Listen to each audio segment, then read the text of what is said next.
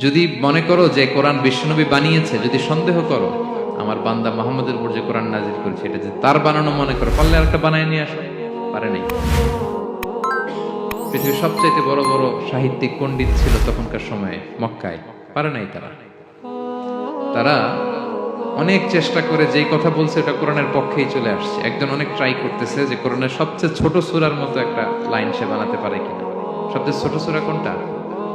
কাউসার। তো সে পড়তেছে ইন্না আ'তাইনা কাল কাউসার ফাসাল্লি লিরাব্বিকা ওয়ানহার ইন্না শানিআকা ওয়াল আবতার। এরপরে মিলায় এক লাইন বানাইছে যে লাইসা হাযা মিন কালামিল বাশার।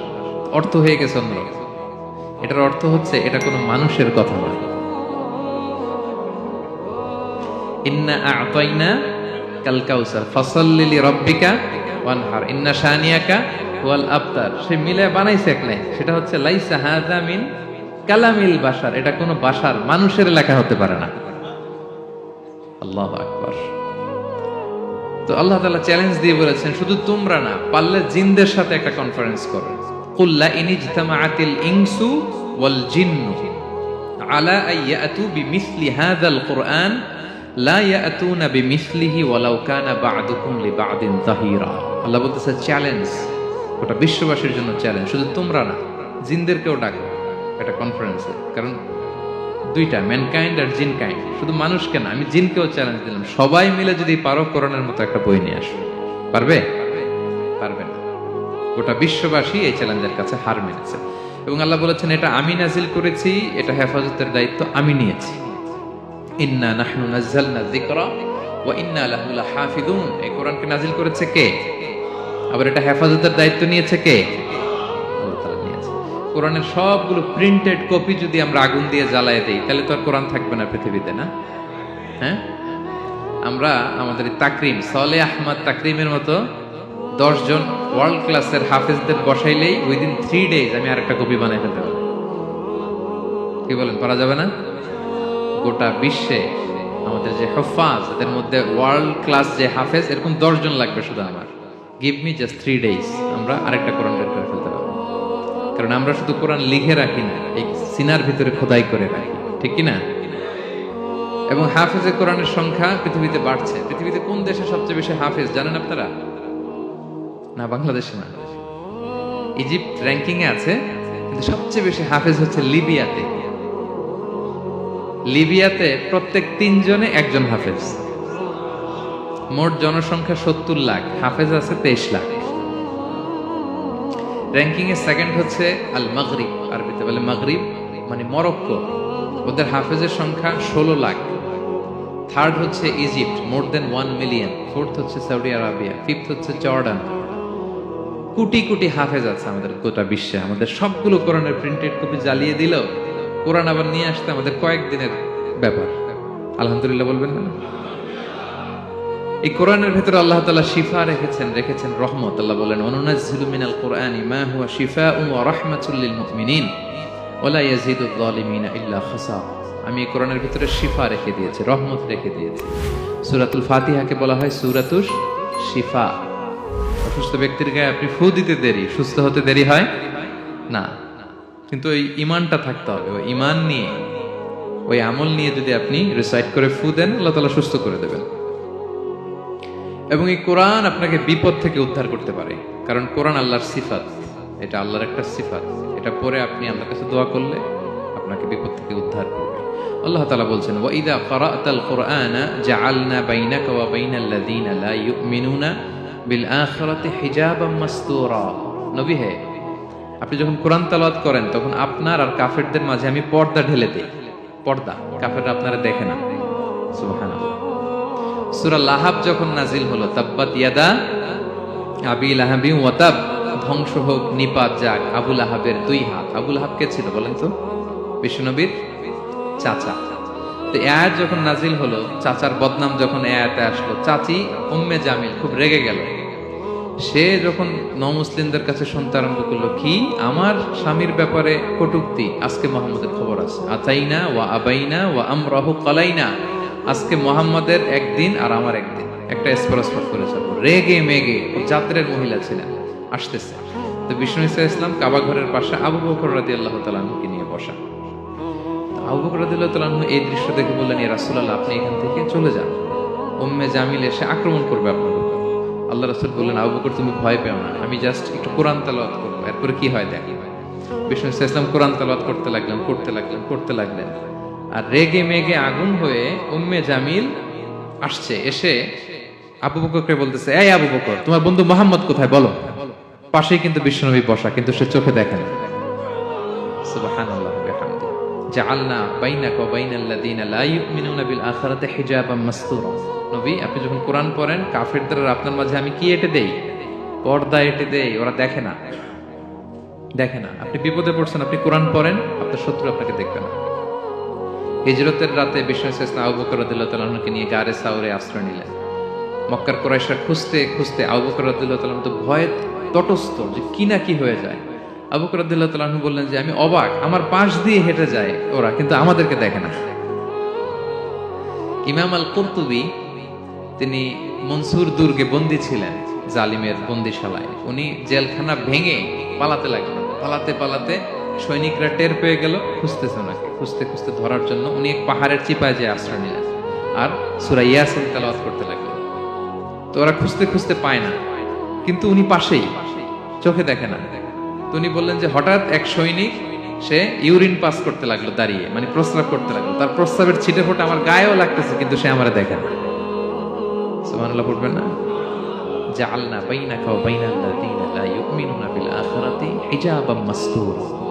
নবী হে, যখন কোরআন পড়বেন, আপনার আর কাফেরের মাঝে আমি কি এঁটে দেই? পর্দা এঁটে দেই। আমি নিজেও এটার অনেক প্রমাণ পেয়েছি। আমি বাংলাদেশের একটা জেলা, চাঁদপুরের এদিকে একটা এলাকায় আমার একটা তাফসীর প্রোগ্রাম ছিল। তো একটা সময় আমি খুব প্রত্যন্ত অঞ্চলে যেতাম, রিমোট এরিয়ায়, বিল একটা গ্রাম। দাওয়াত করছে তো আমি চলে যেতাম, কোরআনের কথা আমার পৌঁছাইতে হবে সব জায়গায়। তো মাহফিল শেষে রাত 2টার দিকে আমরা ফিরতেছি, বিল কিছু গুচ্ছ গ্রাম। হঠাৎ একটা মোড়, ওই মোড়ের ওইখানে দেখি একটা গাছ ফালা আছে। এটার মানে হচ্ছে আশেপাশে ডাকাত আছে, ওখানে ডাকাতি এরকম হয় আর কি। বিল এরিয়াতে গাছ ফেলে রাখে, তো গাছ থাকলে তো আর কোনো সিএনজি প্রাইভেট কিছুই যাবে না। তাই আমি বুঝতে পারলাম যে এটা তো ডাকাতের কাজ। আমি সূরা ইয়াসিন তেলাওয়াত শুরু করে দিলাম। বিপদে পড়লে সূরা ইয়াসিনের প্রথম 9 আয়াত, কয় আয়াত? এই 9 আয়াত পড়তে আরম্ভ করলাম। ড্রাইভারকে বললাম একটু করে পেছাও। তো টর্চ মারতেছে বিল থেকে, ওরা তো ওখানে উৎপেতে আছে। আমি পড়তেছি, কিছুক্ষণ পরে ডাকাত নিজে এসে গাছ সরাই দিয়ে বলতেছে যান। মানে ও কি করবে ও নিজেও বুঝতেছে না।